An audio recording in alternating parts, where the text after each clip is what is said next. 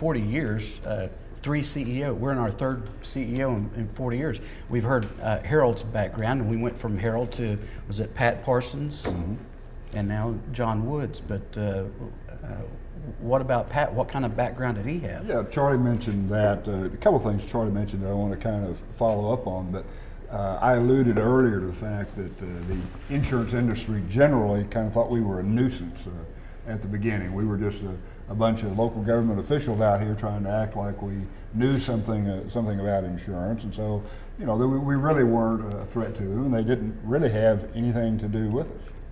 But as the successes came around, and let me mention that today there are over 500 pools in the United States. Every state except Delaware, no, except Hawaii. Delaware finally has one.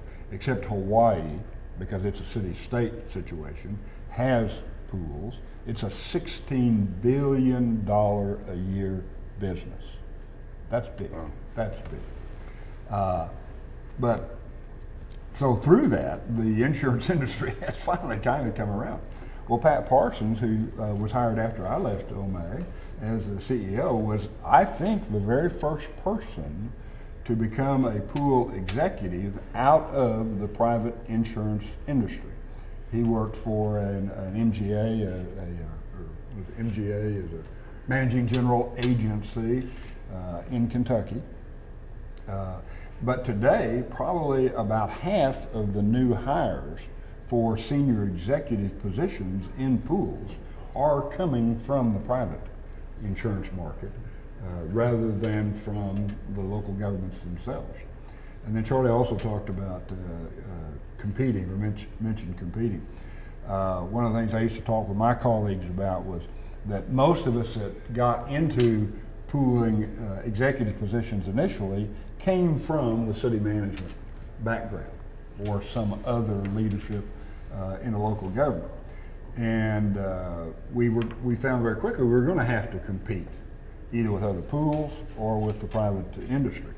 And I said, we were successful, if we were successful in our local government positions, because we knew how to conciliate.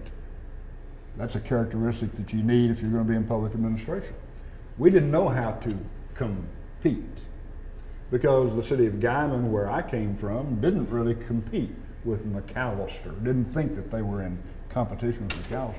So one of the first things we had to learn was really how to compete. What were the marketing skills that were needed? What was the expertise that was needed in the reinsurance industry? That's a field into itself. And if you're dealing with Lloyd's of London, which Charlie is an expert at, North America is a market for them. Oklahoma is not a market for them. Municipalities aren't a market for them. I mean, the scale they think, and being able to identify people that can work with that within that became very important as part of being able to compete with the private sector. But Charlie, I'm wondering, what about financial stability? Where does that come into play here? Well, it's huge, and I think you'll find that OMAG is unique in the financial stability they have. A lot of pools and a lot of public entities are they run this on a year-to-year basis, and not a long-term future that OMAG has set forth. So the capital and surplus in the financial statement that OMAG puts forth is very, very strong and enviable, not only in the public entity sector, but also in the private sector. OMAG's, for all practical purposes, is a small insurance company, reciprocal in its purest form, and but it is an insurance company, and that's the way you have to look at it if you're going to do the reinsurance and manage it. And their premium ratio to capital and surplus is very, very enviable. In fact, probably a little less than 1-to-1, which is very. Go ahead. Charlie mentioned capital and surplus, and I want to make a comment about that. And a lot of this goes, of course, to Pat and now to Jonathan with what they've been able to do. But one of the things that we had at OMAG was we didn't have any money to start with. A lot of pools are organized on the basis that bonds are sold, and you have that for capital.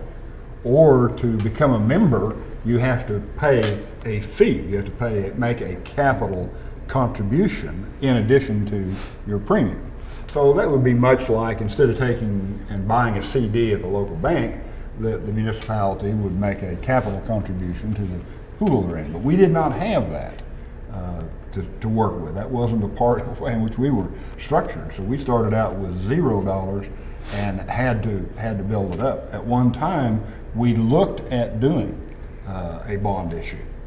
But when I really ran the numbers on it, it just seemed to me it was better if we were really serious about our underwriting and we did a really good job of managing claims, we could double the value of our return on our development of capital. So what we have today are things that had to be built up from absolute zero. Impressive.